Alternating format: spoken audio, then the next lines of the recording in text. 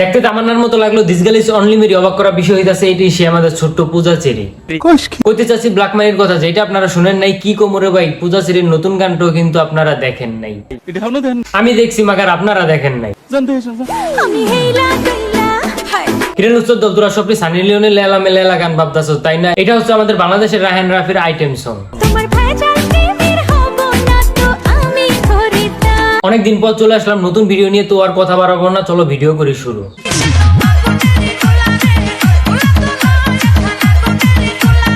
তো নয় যেন আগুনের গোলা। এই তুমি তোমার কানেতে ও ইন্ট্রো শেষ, ভিডিও শুরু হয়ে গেছে তাই না? আচ্ছা আচ্ছা, এখনই ভিডিওটা শুরু করতেছি। রায়হান রাফি আরেকটা নতুন মুভি রিলিজ করে, সেটা হচ্ছে ব্ল্যাক মানি। এখনো মুভিটা দেখা হয়নি কিন্তু গানটা দেখা হয়েছে। ব্ল্যাক মানিতে কিন্তু অভিনয় করেছে ছোট্ট একটা মাইয়া, আপনাদের পূজা চেরি। আপনাদেরকে একটা মজার কথা বলি চলেন, এই যে পূজা চেরি আছে না, যে কিনা ছোটবেলায় নায়ক নায়িকার বোন হিসেবে অভিনয় করতো, আর যার জন্য সেই সমস্ত নায়ক কিংবা ভিলেনের সাথে আইটেম সঙ্গে নাচাপিচা করতে তার কোনো ইতস্তবোধ হচ্ছে না। সেটার প্রমাণ কিন্তু এর পরের ক্লিপ দেখলেই বুঝতে পারবেন, যেখানে শিবার সাথে পূজা চেরি নাচাপিচা করছে। একটা জিনিস লক্ষ্য করেন ভাই, যদি গিয়েছে না যে ছোটবেলায় প্রত্যেকটা সিনেমাতে প্রত্যেকটা নায়ক এবং ভিলেনকে তার বাবা এবং চাচা বানিয়ে অভিনয় করতো, আর যার জন্য আমাদের দিকে বা সেই সমস্ত নায়ক কিংবা ভিলেনের সাথে আইটেম সং করতে পারবে না, না মানে নায়িকা হিসাবে আর কি। রায়হান রাফির এই ব্ল্যাক মানির আইটেম সংটাই পুরো বলিউডের ভাইব পাচ্ছি ভাই। রায়হান রাফির পরিচালিত ব্ল্যাক মানি তো এতদিন পর অভিনয় করছে আমাদের প্রিয় রুবেল ভাই। যখন আমাদের রুবেল ভাই সিনেমা দিয়ে হলকা পাইছে, তখন হয়তো পূজা চেরি ঠিক মতো হাঁটতেও শিখে নেই, অথচ ব্ল্যাক মানিতে আমাদের রুবেল ভাইয়ের নায়িকা হিসেবে রয়েছে পূজা চেরি।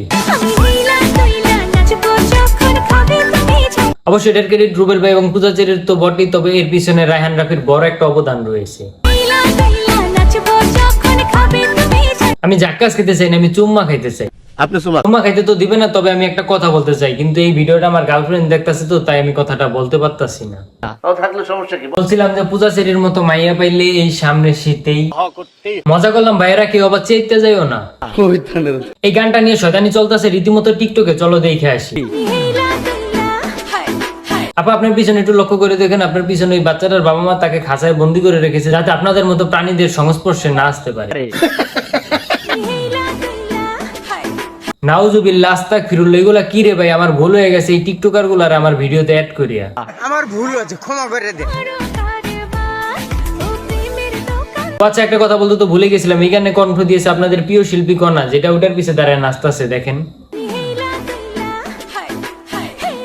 যতক্ষণ আপনারা আমার এই ভিডিওটা দেখতেছেন ততক্ষণ এই মুভিটা রিলিজ হয়ে গেছে, চাইলে অল্প কিছু টাকা খরচ করে এই মুভিটা দেখে আসতে পারে। তুমি এটা কি বল না মানে বলছিলাম টাকা খরচ করে ব্ল্যাক মানি দেখার কথা, তবে এটাতে যদি আপনাদের সমস্যা থাকে তাহলে দেখার দরকার নেই, আপনারা আমার ভিডিওই দেখতে পারেন। তবে তার জন্য এই যে নিচে সাবস্ক্রাইব লেখা আছে, এইখানে ক্লিক করে এখনই চ্যানেলটা সাবস্ক্রাইব করে রাখ। তো এইদিকে ভিডিও শেষ, এখন আমি বাইরে চলে যাব। তো আজকের ভিডিও এই পর্যন্ত। ভিডিও কেমন লাগলো কমেন্ট করো, ভালো লাগলে লাইক করো, পেজ হলো ফলো করো, আর চ্যানেল হলো অবশ্যই সাবস্ক্রাইব।